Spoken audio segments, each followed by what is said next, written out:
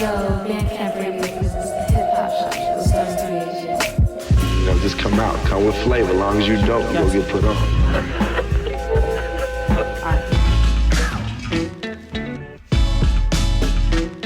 And now, ladies and gentlemen, The hip hop show, Stoney Creation. Beginning of a beautiful friendship. that's it.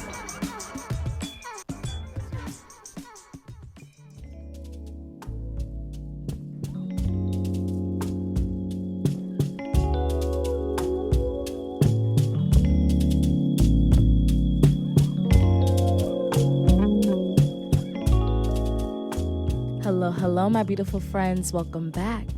You are tuned in to Bandcamp Radio, and this is the Hip Hop Show. I'm your host, Stoney Creation, and I am grateful to be here with you once again, continuing the conversation and highlighting the amazing artists like yourselves. For today's episode, I am sitting down with the one and only Old Burger Beats to talk about his newest release, Piano Pieces. It's a beautiful collaborative project with his father, Hans Peter, and it's truly a meeting point between Norwegian folk jazz and his own hip-hop production. So y'all will hear tracks from that project later on in this episode throughout the interview, and it is all available now on the Bandcamp platform.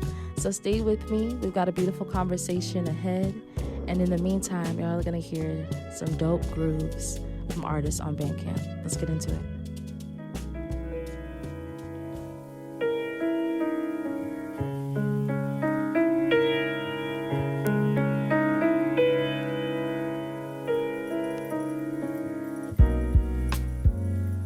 My lovely friends, it is interview time. We are now about to get into the conversation with Old Burger Beats. Listen up. Yeah, what's going on, beautiful people? Today I am joined by a heavyweight in the global beat scene. Joining us all the way from Norway, that is Old Burger Beats. Thank you so much for joining me on the Hip Hop Show. Thank you so much for the invite. Absolutely, it's my pleasure. You know, we're going to be talking everything about Piano Pieces today, and I know that this is by far one of your most intimate works yet. I think it's so special for this collaboration between you and your father to come to light in the way that it has. And so I'm curious for like the listeners who've been following your journey since High Roads. You've always been that guy digging for the dusty, soulful jazz. But obviously in this project, Piano Pieces, there's a difference because you didn't have to go to the record store. Like this was already in-house. So how does it feel to be digging through your own family tree and to like awaken this collaboration between you and your father? That's a beautiful question. I always like to have like a concept for my albums. And the last few years I've been working on stuff like the 74 record, where all the beats are in 74 BPM. And then there's the Welcome to Norway record, where every sample is Norwegian. And by the time I started working on my father's two albums, which I recorded and produced and released eventually, I just wanted to try to put my hip hop touch on that sound as well, because it sounded like something that I would sample if I found it in the record store. That is so special. I think that it's beautiful to find that level of inspiration from your own bloodline, you know? I think that that's so special. And I'm curious too, like, I know that your father, he waited until he was 65 to release his debut. Yeah, that's true. And so, you know, what was it like for you as an established producer to, you know, to watch your father finally step into this spotlight and release his music for the public? It has been really exciting, really, he's kind of the same type as I am. He's a bit shy and a bit like nervous to put his music out there. And I think that's why he waited so long as well. But now in modern time, it's like recording and releasing music is so much more available than it was in the 70s when he started writing his stuff. So it has been really precious to be able to share that process with him and show him what my work process is like. I'm wondering if like there was a conversation that happened between you two before the actual collaboration took place, or like when your dad was releasing the project, did you guys come together and like what was the initial spark that made you realize like, oh wait, like I want to sample you? I think I just did that as a sort of surprise one day. I first made one track, the Winter Night track was the first one I made. And then I sent that to him and wanted to hear his thoughts on it, really. And he's more like a traditional jazz music listener. He doesn't really appreciate the hip hop sound as much as I do. So that's kind of like a generational difference. But he really liked the way that I put my touch on those melodies and sort of like jumped forth and back between his sound and my sound. So I think that's, it's a new way of communicating with him. No, I absolutely love that. I know that this is probably reawakened or has awakened an aspect of your guys' relationship in a way it never has before. And I'm wondering too, like by hearing his music, was there anything that had awakened in you in turn musically, like when you were listening to his work? Yeah, absolutely. There's a lot of music there that I grew up listening to. It's Nordic jazz, right? Yeah, okay, folk music inspired jazz music. Maybe in like the roots of Jan Johansson or Georg Riedel and other like Nordic composers. So I grew up listening to this music, and I was like trying to sleep at night while he was up writing his scores. And so being able to finally release those tracks into the public has been really special. There's a lot of tracks there too that I didn't really hear in decades, and then finally hearing it on like recorded versions, it took me back to my childhood again.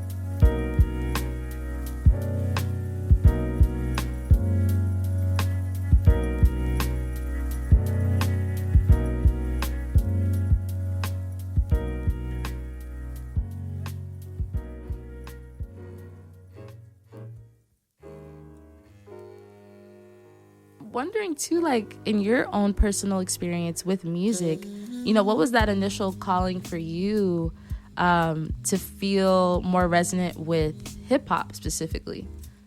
Yeah, that's interesting because I grew up playing the piano and I played in the marching band and stuff like that when I was little. So I had this really traditional music upbringing. And I enjoyed that for the most part as well, but it didn't really inspire me as much as hip-hop music did. So I think I just discovered music editing software on one of my family computers growing up and started like putting loops together and stuff like that. And that's where I had the most fun with music that I ever had, I think. So it wasn't like within the establishment or the piano teaching like school approach to music that I had the most fun. It was when I could choose my own outlet for it, I think. Yeah, no, that makes so much sense. I think it's beautiful when we're able to, we're already musically inclined people, but to be able to explore in the ways that we actually desire to, or not in the ways that are just more structured and taught, but like we have more freedom to explore ourselves musically in that way. Absolutely.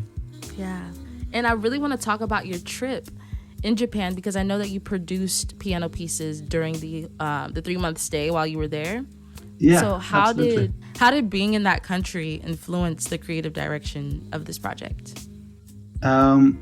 I think it influenced it in many ways. It was me and my girlfriend who went there for mostly vacation for 3 months, but it took me away from my daily life and my 9-to-5 work and all that.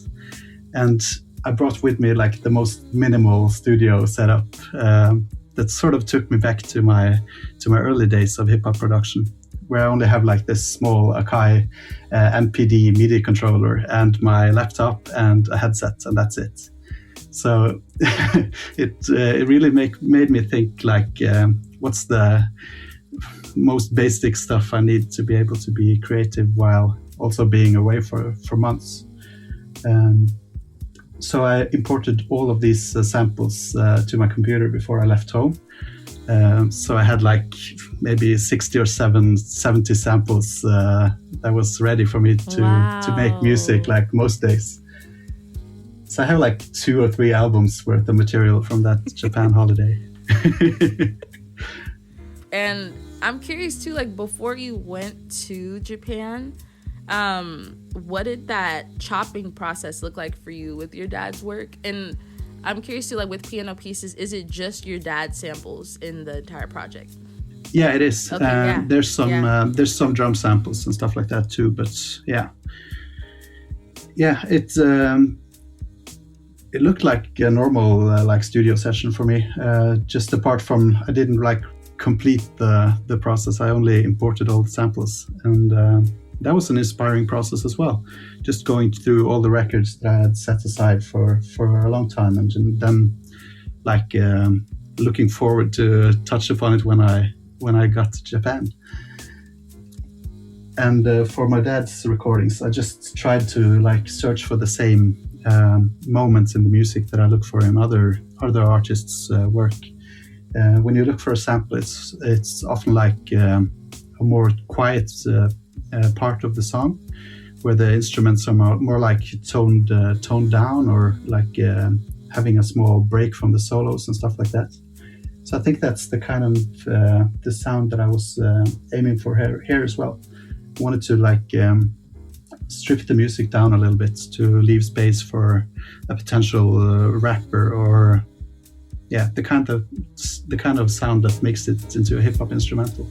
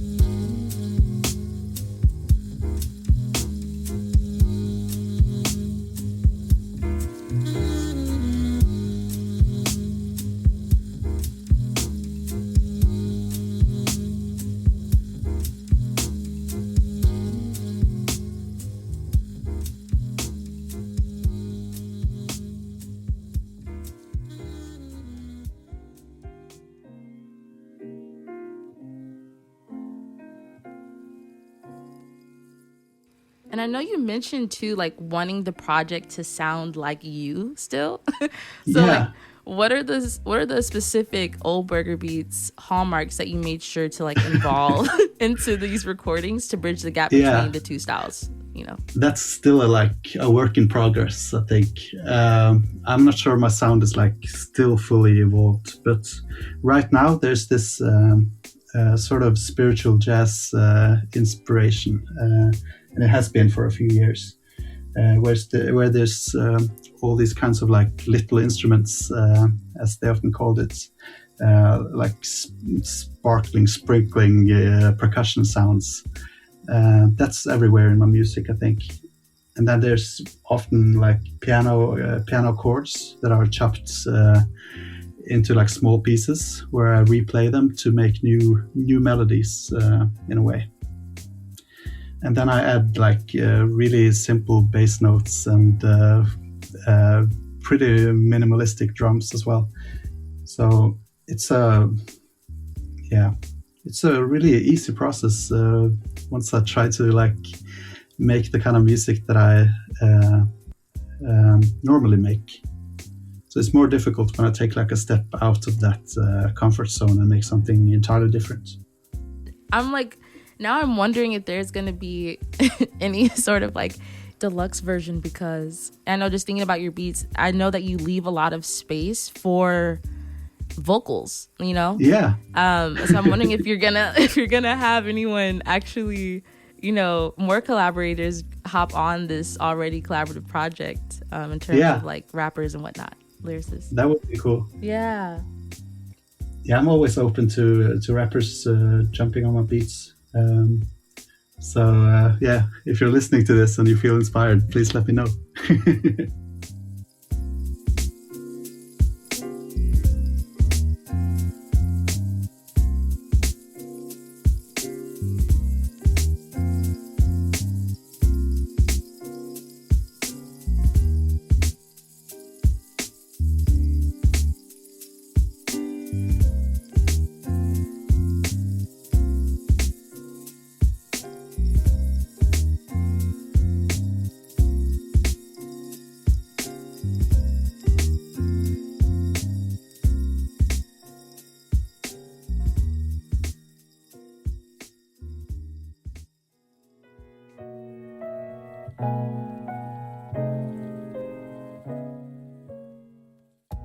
Yeah, and I want to also ask, you know, was there any particular one of your father's compositions that really spoke to you the most while creating your EP? If that happened at all. Yeah, I think there's quite a few actually. There was one track called Voglesang, which is a lullaby in Norwegian. That really speaks to the kind of feeling that I got from listening to the music that I grew up on. And that lullaby song was written to me and my siblings, and he wrote it to like make us fall asleep at night. So that was really special to be able to produce that track for him and release it to the world. How beautiful! So yeah, it really is. But I didn't actually end up sampling that track. That's just on the original Evening Light LP. And so I left some material untouched as well. Yeah, of course. And the actual album that you sourced from with your dad, what is the name of the album? The first track, the first album is called Til deg, which means for you in Norwegian.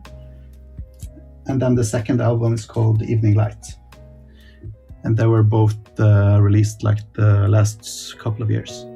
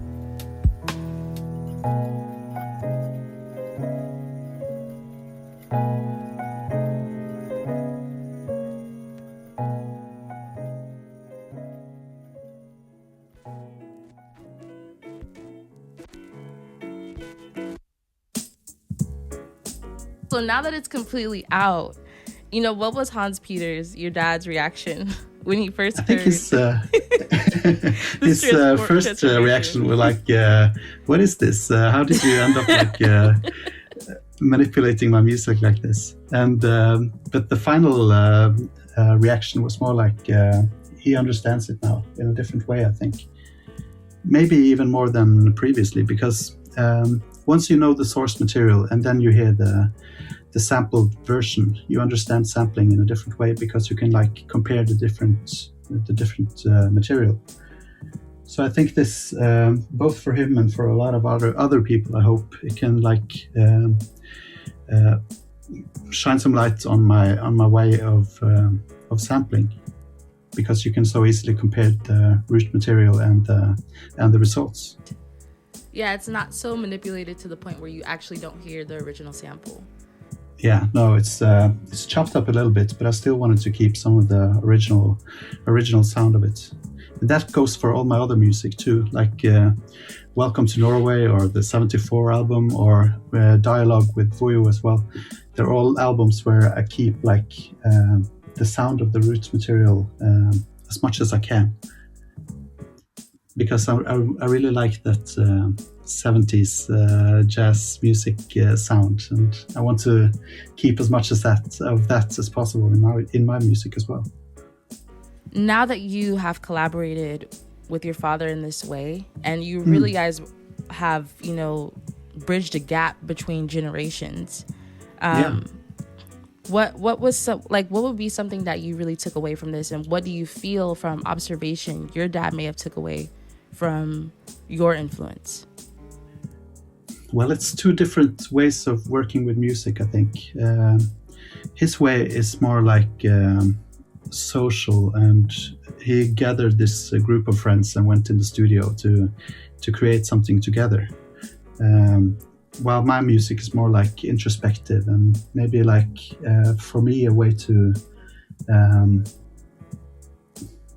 to find some creativity and solitude and time for myself in a way. So that's one like difference between it. And it also like it's challenging as well to work with your family on something like that's supposed to be like professional, but you also want to maintain that sort of the same tone that you usually keep with your family. So I think I learned a lot from that process as well. Just how do I like set boundaries or try to act as like this professional producer while also talking to my father. It's a different approach. Naturally. No, yeah, I hold space for that, because I'm sure that feels like, oh my gosh, your inner child too is interacting in that setting too. Yeah, absolutely. So I'm sure that was like, oh my gosh, wait. I have to be over your beats in this conversation. I had to be that. It's really difficult. No, I know, I'm sure. I feel like just based off what you share, I feel like your dad has a strong presence in a way, like in terms of the familial stance. Would you say that? Absolutely. Yeah. His has inspired me a lot into what I do today, I think. Like my parents gave me this very musical upbringing, and I think I still keep that with me every day.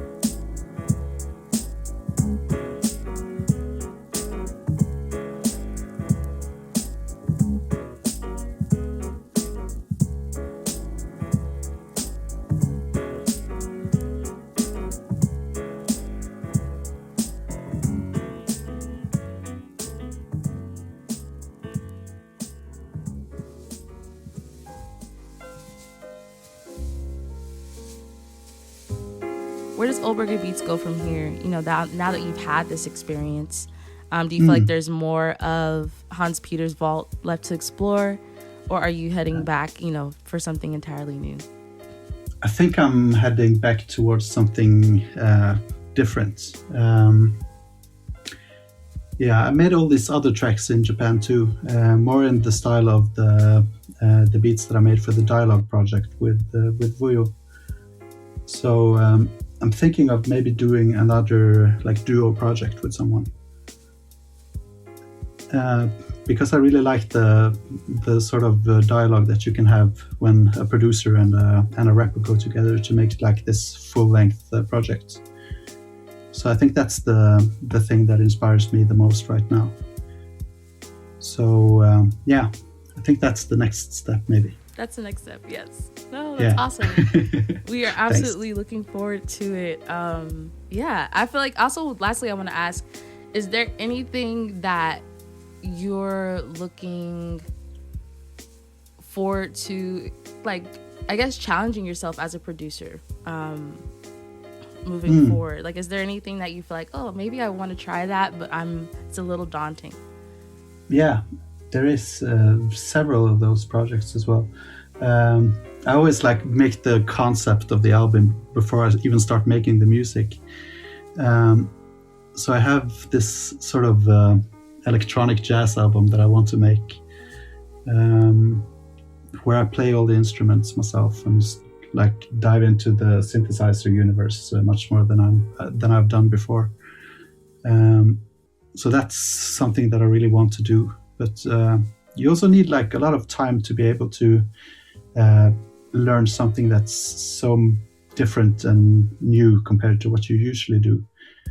I think the reason why I could make like 70 beats in Japan is because I could follow that same recipe more or less that I always follow. But once you start to like really challenge yourself and do something completely different, then it takes much more time as well. So yeah, I need that time. Yes, time to develop the newness. Yeah. And if I do that like synthesizer project, I still need it to sound like me in a way. It still needs to have those small instruments and the sound of sampling and the kind of hard-hitting drums and stuff like that. I still want the people who like my sound to enjoy that project as well. So that's a challenge when I work with like different source material for each project and stuff like that. Excited to just hear more of your creativity and your productions and just the different forms that it takes place, of course. Yeah. If you have any last words or pieces of advice that you like to give to the people listening, we're all ears. Well, I kind of wanted to shout out Bandcamp while I was at it. I've been reading this book by Liz Pelly on Spotify and music technology lately. And I think it's really refreshing to have a platform that sort of gives a voice to young independent musicians. And to be able to like share my thoughts on the same platform where I can also sell my music and listeners being able to stream it and contact me as well. It's like so much more democratic than all the other alternatives. So yeah, thanks to you and thanks to the listeners that are already on this platform and listening to this. Yeah, we love you, Oberger. We love you too.